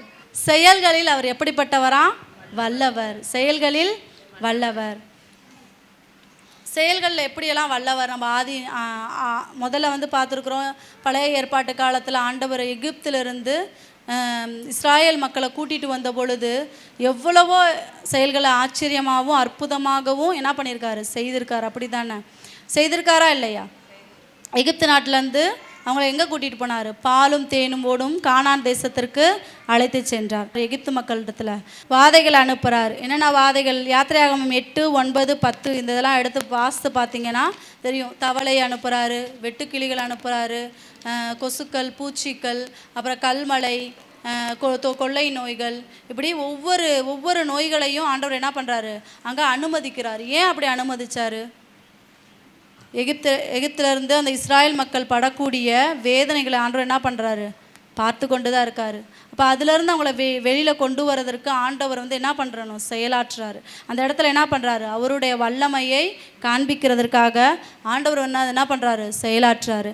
அப்போ அந்த ரத்தமாக மாறுறது, ஒவ்வொரு கல்மழை, இந்த காரிருளாக மாறுறது, எல்லா அற்புதங்களும் இந்த இடத்துல என்ன செய்கிறார் ஆண்டவர், தன்னுடைய வல்லமைகள் எல்லாவற்றையும் அங்கே என்ன பண்ணுறார் ஆண்டவர், செயல்படுத்துகிறார். தன்னுடைய வல்லமைகளையும் அதிசயங்களையும் என்ன பண்ணுறார் அந்த இடத்துல செயல்படுத்தி காண்பிக்கிறார். ஆனாலும் அந்த அரசன் வந்து என்ன பண்ணலை, அவங்கள விடலை. ஆனால் நம்மளுடைய ஊழியத்தை பார்த்தீங்க அப்படின்னா, இந்த பெண்கள் ஊழியத்தில் சின்ன அளவில் ஆரம்பித்ததான் இந்த பெண்கள் ஊழியமும் இன்று ஆண்டவர் என்ன பண்ணிகிட்ருக்காரு, ஒரு வல்லமையாக எடுத்து ஊழியர்களை அபிஷேகித்து பெண்களை வந்து சாதாரண மனிதர்கள் தான் நம்ம, ஆனால் நம்மளையும் ஆண்டவர் என்ன பண்ணுறாரு, வல்லமையாக எடுத்து இந்த ஊழியத்தில் என்ன பண்ணுறாரு, பயன்படுத்துகிறார். அநேகருக்கு எப்படி சொல்கிறாங்க, அநேகருக்கு ஒரு கனிதரும் மரங்களாகி தான் நம்மளே என்ன பண்ணியிருக்காரு ஆண்டவர் வச்சுருக்கிறாரு. நிறையா பேருக்கு நிறையா விஷயங்களை சொல்லி கொடுத்துட்டு, நிறையா விஷயங்கள் நமக்கு தெரியாது, வேதத்திலேருந்து நமக்கு நேரம் இல்லை. ஒரு சிலர் என்ன சொல்கிறாங்க, நேரம் இல்லை, எனக்கு பைபிள் படிக்கிறதுக்கு நேரம் இல்லை அப்படின்னு சொல்கிறோம். ஆனால் வந்து இங்கே வரும்பொழுது நிறைய விஷயங்கள் ஆண்டவர் என்ன சொல்லி கொடுக்குறாரு நமக்கு, இந்த வேதத்தில் உள்ள ரகசியங்களெல்லாம் நமக்கு என்ன பண்ணுறாரு, ஊழியர்கள் மூலமாகவும் இந்த இடத்துல இந்த பெண்கள் மூலமாக நிறைய பேர் நிறைய நன்மைகளை பெற்றிருக்கிறோம். அப்படித்தானே? யாருனாலும் அந்த ஊழியத்திற்கு வந்து இந்த பெண் ஊழியத்தில் வந்து நாங்கள் பெற்றுக்கொள்ளலைன்னு சொல்ல முடியுமா? முடியவே முடியாது. ஏன்னா ஆண்டவர் ஒவ்வொருவரையும் ஒவ்வொரு விதங்களில் என்ன பண்ணிக்கிட்டு தான் இருக்காரு, நடத்தி கொண்டு தான் இருக்கிறாரு. அவர்கள் மூலமாக அவர்களுடைய தகுதிக்கு ஏற்றபடி என்ன பண்ணிக்கிட்டு தான் இருக்காது, செயலாற்றி கொண்டு தான் இருக்கிறார். Praise the Lord. இதே போல் தாவீது எடுத்துக்கிட்டிங்கன்னா அப்படின்னா, தாவீது கோலியாத்து அவங்கள்ட்ட ஆண்டவர் எப்படி செயல்பட்டார் அப்படின்னா, கோலியாத்து வந்து என்ன பண்ணுறாரு, பிலிஸ்திய நாட்டிலேருந்து அவங்க 2 பேரும் போர் போடுறாங்க. அப்போது 2 நாட்டுகளுக்கிடையே போர் நடக்குது. இப்போ வந்து கோலியாத்தும் தாவீதும் இருக்கிறாங்க. தாவீது வந்து எப்படிப்பட்டவராக இருக்கார், சிறிய பையனாக இருக்கார். அவரால் எதுவும் செய்ய முடியுமா? அவரால் எதுவும் செய்ய முடியுமா? ஆனால் தாவீது வந்து சாதாரண சின்ன பையன்தான், ஆடு மேய்க்கிற பையன்தான், கரடிகளையும் சிங்கங்களையும் வேட்டையாடக்கூடிய சின்ன பையன்தான். ஆனால் வந்து ஆண்டவர் பாருங்கள் அவரை எப்படியெல்லாம் கொண்டு போகிறார். ஃபஸ்ட்டு கொண்டு போகிற விதங்கள் பார்த்தீங்கன்னா அவர் வந்து தன்னுடைய அண்ணங்கள் வந்து சவுல்டத்தில் போருக்கு போயிருக்கிறாங்க. அப்போது இங்கே வந்து இவர் ஆடு மேய்த்து கொண்டு இருக்கும் பொழுது தன் தகப்பன் ஈசாய் சொல்கிறாரு, நீ போய் உன் அண்ணனுக்கு என்ன பண்ண, அப்பத்தையும் இந்த பாலாடைகளை இந்த தலைவர்களுக்கும் கொண்டு போய் கொடு அப்படின்னு சொல்கிறாரு. உடனே அதுக்காகத்தான் போகிறாரு. எதுக்காக போகிறாரு? இந்த பாலாடையும் அந்த அப்பத்தையும் அவங்களுக்கு கொடுக்கறதுக்காக தான் போகிறாரு. ஆனால் அந்த ஆண்டவர் என்ன பண்ணுறாராங்க, அவரை எடுத்து பயன்படுத்துகிறார். அவர் மூலமாக என்ன பண்ணுறாரு, ஆண்டவர் செயலாற்றுகிறார். அப்போ அவர் கொண்டு போகிறாரு. அவங்க அண்ணங்க, நீ எதுக்கு இங்கே வந்த, வேடிக்கை பார்க்கறதுக்கு வந்தியா, நீ முதல்ல வீட்டுக்கு போ, பாலைவனத்தில் போய் ஆடுகளை விட்டுட்டு வந்துட்டியா அப்படின்னு சொல்லி அவங்க திட்டுறாங்க, போன்னு சொல்கிறாங்க. அப்போ அவர் என்ன சொல்கிறாரு, அவனை எப்படி வந்து சிந்திக்க வச்சு தான் உயிருள்ள கடவுளின் அவன் அந்த பிலிஸ்தியக்காரனை கோலியாத்தை என்ன செய்கிறான், திட்டுறான். யாராவது நீங்களாம் அவன் வந்து கேவலமாக வந்து என்ன செய்கிறான், நம்மளுடைய இஸ்ராயல் மக்களை வந்து திட்டிக்கிட்டு இருக்கும் பொழுது உயிருள்ள கடவுளின் சேனைகளின் கடவுளாக இருக்கிற எங்களையா இவன் திட்டுறான், இவனோட போர் போடுறதுக்கு இங்கே யாருமே இல்லையா, நான் போகிறேன்னு சொல்லிட்டு என்ன பண்ணுறான். அவன் வந்து கடவுள் அவனோட இருந்து செயலாற்றுறதுனால அந்த பலன் அவனுக்குள்ளே என்ன பண்ணுது, செயலாற்றுது. அவன் என்ன பண்ணுறான், போருக்கு நான் போகிறேன்னு சொல்லி என்ன பண்ணுறான், சவுல்டத்தில் போய் பேசி சவுல் என்ன பண்ணுறாரு, நீ எப்படி உன்னால் போக முடியாது அப்படின்னு சொல்கிறாரு. அப்போ இல்லை, நான் போகிறேன், என்னால் முடியும், என்னிடத்துல யார் இருக்கிறாரு, சேனைகளின் ஆண்டவர் என்னோடு இருக்கிறார், என்னோடு யார் இருக்கார், சேனைகளின் ஆண்டவர் இருக்காருன்னு சொல்லி நான் போகிறேன்னு சொல்கிறார். அப்போ உடனே அவர் என்ன பண்ணுறாரு, சரி போ அப்படின்னு சொல்லி அவருடைய பட்டயங்கள் கேடயங்கள் எல்லாத்தையும் கொடுக்குறாரு. ஆனால் அதெல்லாம் என்ன பண்ணலை, அவருக்கு எதுவுமே பயன்படலை. அப்போது வந்து என்ன பண்ணுறாரு, எதுவுமே எனக்கு வேண்டாம் அப்படின்னு சொல்லிட்டு 5 கூழாங்கற்களை மட்டும் எடுத்துகிட்டு என்ன பண்ணுறாரு, அந்த பாளையத்தில் இறங்கி அவனோட என்ன பண்ணுறாரு, போர் போட போகிறாரு. அப்போ நீ என்ன வாளோட வந்திருக்கு, என்ன சிறு பையனாக வந்திருக்கிற அப்படின்னு சொல்லி அந்த கோலியாத் வந்து அவரை கேலி கிண்டல் செய்கிறான். ஆனால் தாவீது என்ன சொல்கிறாரு, நானும் சேனைகளின் ஆண்டவருடைய நாமத்தில் வந்திருக்கிறேன் அப்படின்னு சொல்லி அந்த இடத்துல என்ன பண்ணுறாரு, தன்னிடத்துல இருந்த ஒரு கூழாங்கல்லை எடுத்து சுழற்றி அவனுடைய நெத்தியில் வந்து என்ன பண்ணுறாரு, கரெக்டாக அடித்தோன்னு அவன் என்ன பண்ணுறான், கீழே விழுந்து அவனை என்ன பண்ணுறாரு, கொன்று வீழ்த்துறாரு. அப்போது இவ்வளோ காரியங்கள் ஆண்டவர் பார்த்தீங்கன்னா சாதாரண மனிதன் தாவீது, சாதாரண மனிதன் தான். அவரிடத்துல அபிஷேகம் பண்ணியிருக்கிறார் ஆண்டவர். அந்த அபிஷேகத்தின் வல்லமை எப்போ ஏற்ற காலத்தில் எப்போ செயல்படணுமோ அப்போ என்ன பண்ணுச்சு, செயல்பட்டுச்சு. ஆனால் அவர் சாதாரண ஆடு மேய்க்கிறவராக இருக்கார். அவர் எப்படி கொண்டு போகிறார் பாருங்களேன், ஒரு அப்பத்தையும் பலாடை கட்டியும் கொண்டு போக அவர் ஒரு சாப்பாடு கொடுக்கறதுக்காக தான் அந்த இடத்துக்கு போனார். ஆனால் அந்த இடத்துல ஆண்டவர் என்ன பண்ணார், அவரை ஒரு வல்லமையாக செயல்பட்டு ஒரு பெரிய ஒரு அரக்கன் கோலியாத்தை என்ன பண்ணுறாரு, அழிக்கக்கூடிய வல்லமையை என்ன பண்ணார், அந்த தாவீதுக்கு கொடுத்தாரு. அப்படித்தான் நமக்கும் நம்மளுடைய ஜெபங்களை நம்மளும் என்ன பண்ணணும், நமக்கு நிறைய பிரச்சனைகள் வரும்பொழுது, இந்த கவலைகள் நம்மளை வந்து சூழ்ந்து நிற்கும் பொழுது, வேதனைகளுக்குள்ளாய் நம்ம இருக்கும் பொழுது, கடன் பாரங்களுக்குள்ளாய் இருக்கும் பொழுது, எப்படி வந்து கோலியாத்தை வந்து தாவீது முறியடித்தாரோ அதே போல் நம்மளும் நமக்குள்ளாய் இருந்து செயலாற்றுகிறவர் யார், ஆண்டவர். எனக்குள்ளாய் இருந்து ஃபஸ்ட்டு செயலாற்றுகிறவர் யார், ஆண்டவர். அப்படின்றத நம்ம முதல்ல என்ன பண்ணணும், உணரணும். நம்ம என்ன பண்ணணும், உணரணும். ஃபஸ்ட்டு எனக்குள்ளே ஆண்டவர் இருக்காருன்றதை உணரணும். அவருடைய ஆவியானவர் எனக்குள்ளே இருக்கிறாரு. ஆவியானவர் எனக்குள்ளே நம்ம சொல்கிறோம், அப்படி தானே, ஆவியானவர் எனக்குள்ளே அவர் என்ன பண்ணுவார், நமக்குள்ளே இருந்து சும்மாவாக இருப்பார், நமக்குள்ளே இருந்து செயலாற்றுவார். எப்படி செயலாற்றுவார், அதுக்கு நம்ம என்ன செய்யணும், ஜெபம் செய்யணும், ப்ரேயர் பண்ணணும். அன்னுதினமும் ஆண்டவருடைய சமூகத்தில் உட்காந்து ஜெபம் செய்யும் பொழுது தான் நம்மளிடத்துலேருந்து அந்த ஆவியானவர் என்ன பண்ணுவார், செயல்படுவார். அப்போது இப்படி தாவீதிடத்திலிருந்து செயல்பட்ட ஆண்டவர் நம்மிடத்திலும் இருந்து என்ன பண்ணுவார், செயல்படுவார். நம்முடைய பாரங்களுக்காகவும் கஷ்டங்களுக்காகவும் நம்ம ஆண்டவருடைய சமூகத்தை போய் நோக்கி போகும்போது நிச்சயமாக அந்த கோலியாத்தை போல் நமக்குள்ளாக இருக்கக்கூடிய பல்வேறு கஷ்டங்களையும் துன்பங்களையும் என்ன பண்ணுவார், ஆண்டவர் ஒன்றுமில்லாமையாய் ஆக்கி போடுவார். விசுவசிக்கிறீங்களா? அதே போல் எலியாவை பார்த்தீங்கன்னா, எலியா தீர்க்கதரிசி இருக்கார்ல, அவர் வந்து என்ன பண்ணுவார், அவர் மூலமாகவும் ஆண்டவர் எப்படி வல்லமையாக செயல்படுவார். அப்படி தானே 40,000 தீர்க்கதரிசிகள் இருப்பாங்க அந்த இடத்துல. அப்போது ஒரு பெரிய சிலையை கொண்டு வந்து என்ன பண்ணுவாங்க, சோதித்து பார்ப்பாங்க. அப்படி தானே. இப்போ சோதித்து பார்க்கும்போது ஆகாபிரசனை என்ன பண்ணுவான், அங்கே இருக்கக்கூடிய தீர்க்கதரிசிகள் எல்லாரையும் அழைத்து வந்து அவங்கள தூபம் போட்டு வணங்கி எல்லாம் பண்ணுவாங்க. ஆனால் அங்கே எதுவுமே என்ன பண்ணாது, நடக்காது. ஆனால் எலியாவோ என்ன பண்ணுவார், ஒரு சிறு ஜெபம் ஆண்டவர் இடத்துல என்ன பண்ணுவார், சிறு ஜெபம் பண்ணுவார். அந்த ஜெபத்திலேருந்து ஆண்டவர் என்ன பண்ணுவார், அக்கினியா இறங்கி வந்து என்ன பண்ணுவார் அந்த இடத்துல, அந்த பழியை அந்த காளை மாட்டை என்ன பண்ணுவார் ஆண்டவர் பொசுக்கி போட்டுருவார். அப்படிப்பட்ட வல்லமையுள்ள தெய்வம் நம்ம தெய்வம். அப்போ நம்முடைய கடவுள் வந்து செயல்படுவதில் எப்படிப்பட்டவராக இருக்கிறாரு? வல்லவராக இருக்கிறார். செயலாற்றுவதிலும் வல்லவராய் இருக்கிறார். அடுத்து மூன்றாவது ஐந்தாவது காரியம், அவனவன் செயல்களையும் நெறிகளையும் ஆண்டவர் எப்படி பார்த்து கொண்டிருக்கிறார். அடுத்து அவனுடைய செயல்களையும் நெறிகளையும் ஆண்டவர் எப்படியெல்லாம் பார்க்குறாரு. ஃபஸ்ட்டு என்னென்ன பார்த்தோம்? ஆண்டவர் எப்படி ஆலோசனை நமக்கு கொடுத்து ஒவ்வொரு நாளும் எப்படி நடத்துவார்ன்றதை பார்த்தோம். அடுத்து என்ன பார்த்தோம்? அவர் எப்படி செயலாற்றுவதில் வல்லவர் என்பதை பார்த்தோம். மூணாவது, நமக்கு எப்படி ஒவ்வொரு நாளும் ஆலோசனைகளை கொடுத்து வழி நடத்துவார் அப்படின்றத இப்போ பார்ப்போம். சங்கத்திருவுரை 12:14. மனிதர் யாவர் மேலும் சுமந்த கடமை, மனிதர் செய்து வருகிற புண்ணிய பாவமோ தவறோ எவ்விதமானாலும் அவைகளெல்லாம் கடவுள் நீதி நியாயத்தின்படி தீர்ப்பு செய்வார்.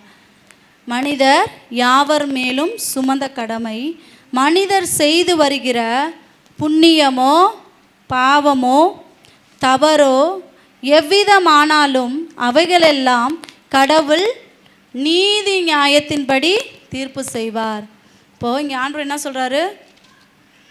நீங்கள் எதை செஞ்சாலும் அதற்கேற்ற பலனை நான் கொடுப்பேன்னு என்ன பண்ணுறாரு ஆண்டவர் இந்த இடத்துல சொல்கிறாரு. நீ எதை விதைக்கிறாயோ அதையே அறுப்பாய். இப்போ பார்த்தீங்கன்னா அனனியா சபீரா 2 பேர் இருப்பாங்க. அப்போஸ்தலர் 5:1 முதல் 11 வசனங்கள் எடுத்து படிச்சிங்கன்னா தெரியும். அனனியா சபீரால் இருப்பாங்க. அவங்க என்ன பண்ணுவாங்க அப்படின்னா, தங்களுடைய நிலத்தை விற்று அதை வந்து பணத்தை வந்து என்ன பண்ணுவாங்க, முழுதாக கொடுக்காம அதில் ஒரு பங்கு என்ன பண்ணுவாங்க, எடுத்து வச்சுட்டு ஒரு பங்கை கொண்டு போய் என்ன பண்ணுவாங்க, பேதுருவிடத்தில் கொடுப்பாங்க. ஆனால் ஆண்டவருடைய ஆவியானவர் என்ன பண்ணுறாரு, பார்த்துக்கிட்டு தான் இருக்கார். அப்போது அவங்க வந்து ஒரு பங்கு கொடுக்கும்போது அனனியா வந்து கொடுக்குறாரு, போய் பேதுருட்ட கொடுக்கும்போது, ராயப்பட்ட கொடுக்கும் பொழுது அவர் என்ன சொல்கிறாரு, நீ இதில் வந்து எல்லாத்தையுமே மொத்தமாக கொடுத்தியான்னு கேட்கும் பொழுது ஆமான்னு சொல்லுவார். அதை எடுத்து வாசிங்களேன். 5:11 5:1-11. அனனியா என்ற வேறொருவனும் அவன் மனைவி சபீராலும் தம் நிலத்தை விற்றார்கள். விற்றதில் ஒரு பகுதியை அவன் வைத்து கொண்டு ஒரு பகுதியை கொண்டு போய் அப்போஸ்தலர்களின் பாதத்தில் வைத்தான். ஒரு பகுதி அவர் வச்சுட்டு இன்னொரு பகுதி என்ன பண்ணுறாரு, அப்போஸ்தலர்களிடத்தை கொண்டு போய் கொடுக்குறாரு. அப்போது அனனியா வந்து விற்றதில் ஒரு பகுதியை வந்து அப்போ ராயப்பர் கேட்குறாரு, பரிசுத்த ஆவியை நீ வந்து ஏமாற்ற சாத்தான் உள்ளத்தை ஆட்கொண்டது ஏன்னு அவர் என்ன பண்ணுறாரு சொல்கிறாரு. பரிசுத்த ஆவியை ஏமாற்றும்படி சாத்தான் உன் உள்ளத்தை ஆட்கொண்டது ஏன் அப்படின்னு என்ன பண்ணுறாரு, ஆவியானவரால் அவர் உணர்த்தப்பட்டு கேட்குறாரு. ஏன்னா அவர் பண்ணது அவருக்கு என்ன பண்ணாது தெரியலை. எவ்வளோக்கு அவர் விற்றாரு, எவ்வளோக்கு அவர் கொடுத்தாரு அப்படின்றது இவருக்கு தெரியாது. அப்படி தானே, இவர் பார்க்கல அந்த காரியங்களை. ஆனால் வந்து இதை யார் பார்த்துக்கிட்டு இருக்கிறா, ஆண்டவர் பார்த்து கொண்டிருக்கிறார். அப்படி தானே. இப்போ நம்மளுடைய செயல்களை யார் பார்ப்பா, நம்ம செய்யக்கூடிய காரியங்களை யார் பார்த்து கொண்டு தான் இருக்கிறா. அவருடைய கண்களுக்கு எதுவும் மறைவாய் இல்லை, அவருடைய கண்களுக்கு எதுவும் மறைவாய் இல்லை. அப்போ ஆண்டவர் இவங்களுக்கு என்ன செஞ்சார், நீதியின்படி நியாயத்தின்படி பாவமோ புண்ணியமோ எதுவாக இருந்தாலும் என்ன பண்ணுறாரு ஆண்டவர், நீதி நியாயத்தின்படி என்ன பண்ணுறாரு, தீர்ப்பு கொடுக்குறாரு. அதே போல் அவர் இறந்ததுக்கப்புறம் அனனியா இறந்துட்டார். திருப்பியும் அவருடைய மனைவி பின்னாடியே கொஞ்ச நேரம் கழித்து வர்றாங்க. வந்ததுக்கப்புறம் அவர்கிட்டையும் கேட்கும் பொழுது என்ன சொல்கிறாங்க, கொடுத்துட்டேன், ஒரு பகுதி அவங்க மறைச்சி வச்சிட்டாங்க, ஒரு பகுதி என்ன பண்ணுறாங்க கொடுத்துருக்குறாங்க. ஆனால் அவங்களும் அப்படி தான் சொல்லும் பொழுது உடனே நீங்கள் ஆண்டவருக்கு விரோதமாக செஞ்சதுனால என்ன ஆயிடுச்சு, அவரை புதைச்சிட்டு வரக்கூடிய காலடி சத்தம் கேட்குது, நீயும் அதே போல் என்ன பண்ணிடுவ, போயிடுவேன் ஆண்டவர். அப்போ அந்த இடத்துல பரிசுத்த ஆவியானவர் அவர் மூலமாக உணர்த்தி சொல்கிறாரு. உடனே இவங்களும் அதே போல் என்ன ஆயிடுறாங்க, அந்த இடத்துல இறந்து போயிடுறாங்க. ஆண்டவருக்கு விரோதமாக என்ன பண்ணுறாங்க, பொய் சொல்கிறாங்க. ஆண்டவருக்கு விரோதமாக பொய் சொன்னதுனால என்ன ஆயிடுச்சு, அந்த இடத்துல அவங்களோட உயிர் போயிருச்சு. அப்போ ஆண்டவர் எப்படிப்பட்டவராய் இருக்கிறார், நீதியின் தேவனாய், விசாரிக்கிறவராய், அவனவன் செயல்களுக்கு தக்கபடியாய் பதில் கொடுக்கிறவராய் இருக்கிறார். அடுத்து ரோமர் 2:6.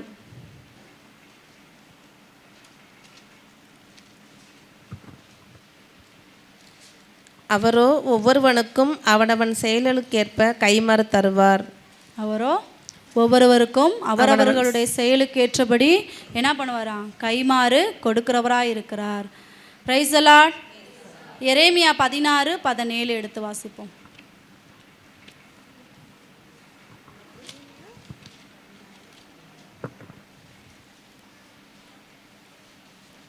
ஏனெனில் நம்முடைய கண்கள் அவர்களின் செயல்களை எல்லாம் நோக்குகின்றன. அவை நம் முன்னிலையில் மறைத்தவை அல்ல. அவர்களுடைய அக்கிரமம் நம் கண்களுக்கு புலப்படாமல் போவதில்லை. என்னது? நம்முடைய கண்கள், அவருடைய கண்கள், ஆண்டவருடைய கண்கள் என்ன பண்ணிட்டு இருக்கான், நம்மள ஒவ்வொரு நாளும் பார்த்து கொண்டு தான் இருக்கு. நம்முடைய அக்கரங்கள் அவருக்கு என்னவா இல்லையா, மறைவாய் இல்லை. Praise the Lord. Praise the Lord. சரி, அவர் நம்முடைய அக்கிரமங்கள் அவருக்கு என்னவா இல்லையா, மறைவாய் இல்லை. 2 அரசர் 5ஆம் அதிகாரம் 1 முதல் 27 வசனங்கள் எடுத்து வாசித்து பார்த்தீங்கன்னா, வீட்டில் போய் வாசித்து பாருங்க. எலிசா என்ற தீர்க்கதரிசி இருப்பார். எலியாவுக்கு என்ன, அது எலியாவை வந்து அபிஷேகித்த தீர்க்கதரிசி தான் எலிசா, அப்படி தானே? அவரும் எலியாவை போல ஒரு பெரிய தீர்க்கதரிசி. அப்போ அவர் வந்து நாகமான் ஒருத்தவன் இருக்கார். நாகமான் ஒருத்தவர் இருக்கார், படைத்தளபதி. அவர் வந்து பார்த்திங்கன்னா, அவர் குஷ்டரோகத்தால் என்ன பண்ணியிருப்பார், பாதிக்கப்பட்டிருப்பார்.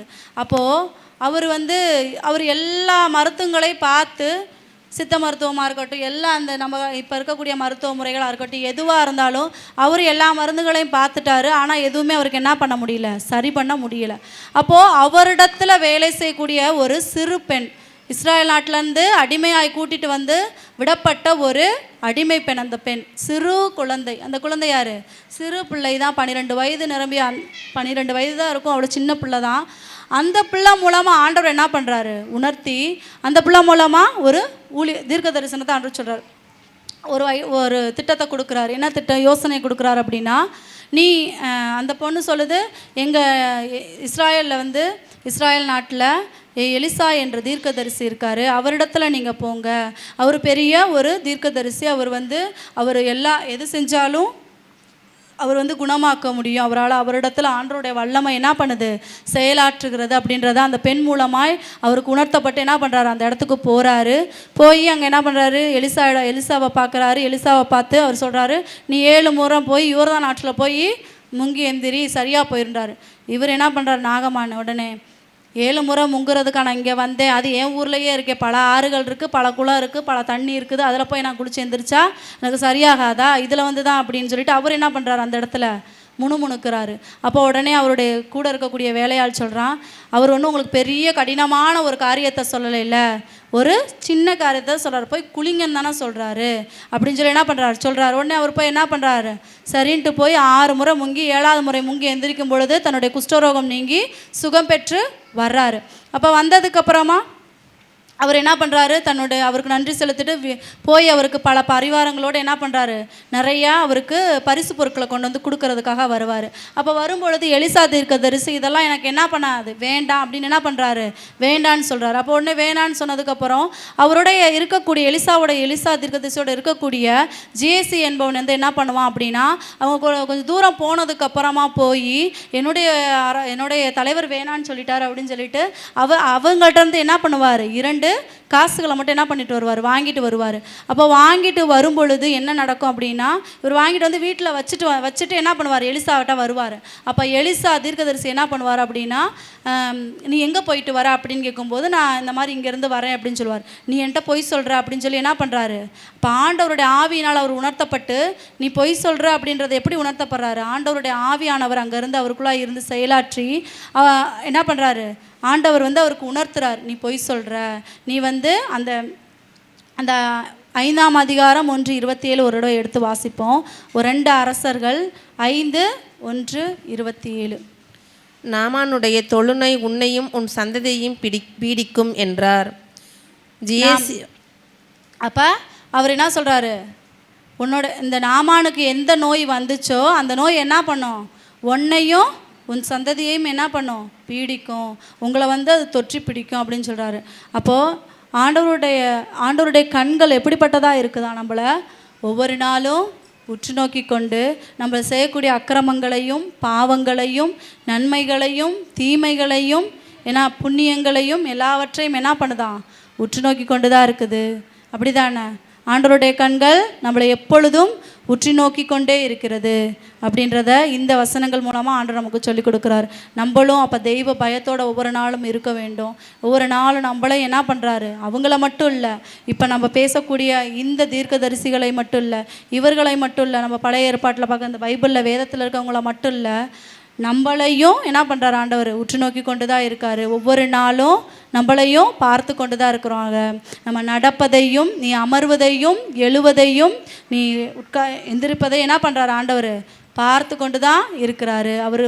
அவர் கண்களுக்கு எதுவும் என்னவா மறைவாய் இல்லை, அவருடைய கண்களுக்கு எதுவும் மறைவாய் இல்லை. அதை எப்பொழுதும் நம்ம மனசில் நிறுத்தி ஆண்டவருக்கு தெய்வ பயத்தோடு நம்ம நடக்கிறவங்களா இருக்கணும். அதே போல் பார்த்திங்கன்னா 2 சாமுவேல் 6ஆம் அதிகாரம் 16வது வசனம் வரை எடுத்து வாசித்திங்கன்னா, தாவீது தாவீதின் ஊருக்கு ஆண்டவருடைய உடன்படிக்கை பேழையை உள்ளே கொண்டு வருவார். கொண்டு வரும்போது ஆண்டவருடைய ஆவியினால் என்ன பண்ணுவார், ஆட்கொள்ளப்பட்டு அந்த இடத்துல தான் எப்படி ஆடுறோன்னு கூட தெரியாமல் என்ன பண்ணுவார், ஆண்டவரை ஆராதித்து நடனமாடி கொண்டு போய்கிட்டு இருக்கப்போ அவருடைய மனைவி மிக்கோல் என்ன பண்ணுவாங்க, அந்த இடத்துல தன்னுடைய இருதயத்தில் வெளியில் யார்ட்டையும் சொல்ல மாட்டாங்க, தன்னுடைய இருதயத்தில் என்ன யோசிப்பாங்களாம். 6:16 வாசிங்க. ஆண்டவரின் பேழை தாவீதின் நகருக்குள் நுழைந்த போது சவுலின் மகள் மிக்கோல் பலகண்ணி வழியாய் உற்று பார்த்து தாவீது அரசர் ஆண்டவர் முன்னிலையில் குதித்து கூத்தாடுவதைக் கண்டு தனக்குள்ளே அவரை பழித்தாள். அவர் என்ன நினச்சிட்டா, குடிச்சிட்டு மற்ற மனிதர்களைப் போல அவர் கூத்தாடுறாருன்னு நினச்சிட்டா. மற்ற மனிதர்கள் எப்படி சாதாரண மனிதர்கள் தண்ணி அடிச்சுட்டு கீழே விழுந்து கிடக்கிறது மாதிரியும் குடிச்சிட்டு ஆடுறது மாதிரி என்ன பண்ணுறா, அவள் தனக்குள்ளாய் அவரை தவறான எண்ணங்கள் அவர் மேலே தவறான எண்ணங்கள் கொள்கிறா. அதனால் என்ன நடக்குது அப்படின்னா 23 வாசிங்க. அதிலே 23 6:23. அதனால் சவுலின் மகளாகிய மிக்கோலுக்கு சாகும் வரை ஒரு பிள்ளை கூட பிறக்கவில்லை. அதனால் என்ன நடக்குது, அவங்களுக்கு சாகும் வரை பிள்ளை பேர் இல்லாமல் ஆண்டவர் என்ன பண்ணுறாரு, அவங்களுடைய கர்ப்பத்தையே அடைத்து போடுறாரு. இப்போ கடவுளுக்கு விரோதமாக நம்ம அப்படிப்பட்ட சிந்தனைகள் நம்ம சிந்தித்தாலும் நமக்கு என்ன வரும், பல்வேறு பிரச்சனைகள் வரும். அப்போ நம்ம எப்படிப்பட்டவங்களாக இருக்கணும், கடவுளுடைய பார்வையில் உண்மையும் உத்தமமாய் நீதி உள்ளவர்களாய் நடந்து கொள்ளணும். அவருக்கு விரோதமாக என்ன பண்ணக்கூடாது, யோசிக்க கூட கூடாது. அவர் எப்படிப்பட்டவர்னா அவருடைய யோசனையில் பெரியவராக இருக்கிறார். அவருடைய யோசனையில் அவர் பெரியவராக இருக்கிறார். நம்மளுடைய யோசனைகள் குறுகியது. இப்படி தான் ஒரு பெண் எந்த விஷயங்களை நம்ம யோசனைகள் ஆண்டவர்கிட்ட ஆலோசனை கேட்கணும் ஒரு விஷயங்கள் இருக்குது. ஒரு பெண் அப்படித்தான் ஒரு ஒல்லியாக இருக்கிறாங்க. அதுக்கு நான் இப்படியே ஒல்லியாகவே இருக்கேன், நான் குண்டாகிறதுக்கு என்ன செய்கிறது அப்படின்னு என்ன பண்ணுறாங்க, ஆலோசனை கேட்குறாங்க. குண்டாகிறதுக்கு யாராவது ஆலோசனை கேட்பாங்களா ஆண்டவரிடத்துல? இதெல்லாம் ஒரு இந்த மாதிரி விஷயங்கள் எல்லாம் ஆண்டவர் பார்த்துக்கிட்டு தான் இருப்பார். சரிங்களா? அதனால் நம்ம எப்படிப்பட்டவங்களாக இருக்கணும், எந்த விஷயத்திற்கு ஆலோசனை கேட்க வேண்டும், எந்த விஷயத்திற்கு ஆலோசனை கேட்கக்கூடாது அப்படின்றத முதல்ல நம்ம என்ன பண்ணணும், தெரிஞ்சுட்டு அதற்கேற்றபடி ஆண்டவரிடத்துல ஆண்டவருடைய ஊழியர்களிடத்தில் நம்ம எப்படிப்பட்டவங்களாக இருக்கணும், ஆலோசனைகள் கேட்கணும். அந்த ஆலோசனைகளை நம்ம கேட்குறவங்களாக மட்டும் இருக்கக்கூடாது.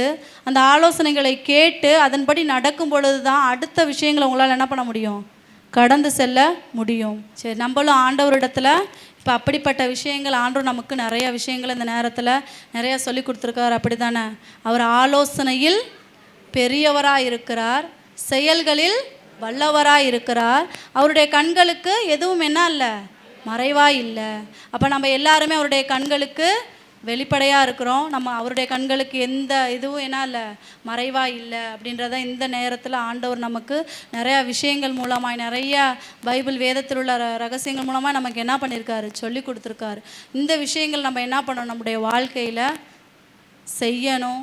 ஆண்டவர் மீது விசுவாசத்தோடையும் நம்பிக்கையோடையும் நம்ம யோசிக்கக்கூடாது. நம்ம போய் மனிதர்களிடத்தில் என்ன பண்ணக்கூடாது, ஆலோசனைகளை சாதாரண மனிதர்களிடத்தில் போய் என்ன கேட்கக்கூடாது, ஆலோசனை கேட்கக்கூடாது. அவங்க என்ன சொல்லுவாங்க, போய் ஜோசியக்காரனை பாரு, அவன் ஏதாவது சுற்றி என்ன வந்துருச்சு, எதையாவது எலுமிச்சம்பழத்தை கொடுப்பா. எலும்புச்சம்பளத்தை மேலே நம்ம வைக்கிற நம்பிக்கை யார் மேலே வைக்கணும், ஆண்டவர் மேலே விசுவாசத்தோடய நம்பிக்கையோடு இருந்தோம்னா நிச்சயமாக நமக்கு குழந்தை இல்லையா, கடன் பிரச்சனையாக இருக்கோமா, என்னவாக இருந்தாலும் எதுவாக இருந்தாலும் அதை சரிப்படுத்த இந்த உலகத்தில் யாரால், ஒருவரால் மட்டும்தான் முடியும். யாரால் முடியும், ஆண்டவரால் மட்டும்தான் முடியும். எத்தனை பேர் விசுவசிக்கிறீங்க? Praise the Lord. அப்போ ஆண்டவர் எப்படிப்பட்டவர்? ஆலோசனையில் பெரியவர். அவர் ஒரு ஆச்சரியமானவர், அதிசயமானவர். அவர் திட்டங்கள் தருவதில் எப்படிப்பட்டவர்? பெரியவராக இருக்கிறார். விசுவசிக்கிறீங்களா?